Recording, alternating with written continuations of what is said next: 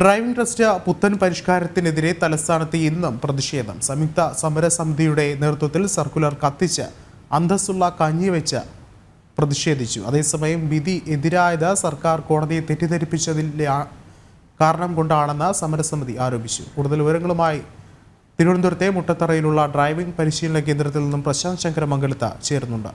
പ്രശാന്ത്, എങ്ങനെയാണ് നിലവിൽ ഇപ്പോൾ ഡ്രൈവിംഗ് സ്കൂൾ ഉടമകൾ പ്രതികരിക്കുന്നത്?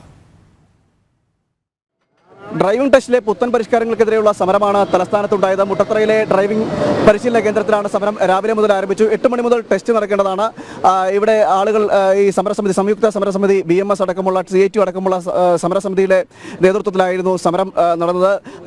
രാവിലെ തന്നെ ടെസ്റ്റ് ബഹിഷ്കരിച്ചുകൊണ്ടൊരു സമരത്തിലേക്കാണ് ഇവർ പ്രതിഷേധക്കാർ കടന്നത്. അതായത് ഇത്തരത്തിൽ സർക്കുലറിനെ അംഗീകരിക്കാൻ കഴിയില്ല, വേഗത്തിലുള്ള ഒരു നടപടിയാണ് എന്നത് ആരോപിച്ചുകൊണ്ട് ഈ ടെസ്റ്റിനെ ബഹിഷ്കരിച്ചുകൊണ്ടുള്ള ഒരു നടപടിയിലേക്കായിരുന്നു കടന്നത്. പ്രതിഷേധം വളരെയേറെ ശക്തമാവുകയും ചെയ്തു. അതായത് കഴിഞ്ഞ ദിവസം ഗതാഗത മന്ത്രി KB ഗണേഷ് കുമാറിന്റെ ഭാഗത്തൊരു പരാമർശമുണ്ടായിരുന്നു. ഈ പുത്തൻ പരിശീലനത്തെ അന്തസ്സുള്ള ലൈസൻസ് നൽകും എന്ന ഒരു പരാമർശമുണ്ട്. ആ പരാമർശത്തിന് ഏറ്റുപിടിച്ചുകൊണ്ട് അന്തസ്സുള്ള കഞ്ഞി വെച്ചുള്ള പ്രതിഷേധമായിരുന്നു ഇവിടെ നടന്നത്. ഡ്രൈവിംഗ് സർക്കുലർ കത്തിച്ചുകൊണ്ട് അന്തസ്സുള്ള കഞ്ഞി വെച്ചുള്ള പ്രതിഷേധമാണ് ഇവിടെ ഉണ്ടായത്. അതിനുശേഷമാണ് കോടതി വിധി വരുന്നത്. കോടതി വിധിയിൽ എതിരാകുകയും ചെയ്തു.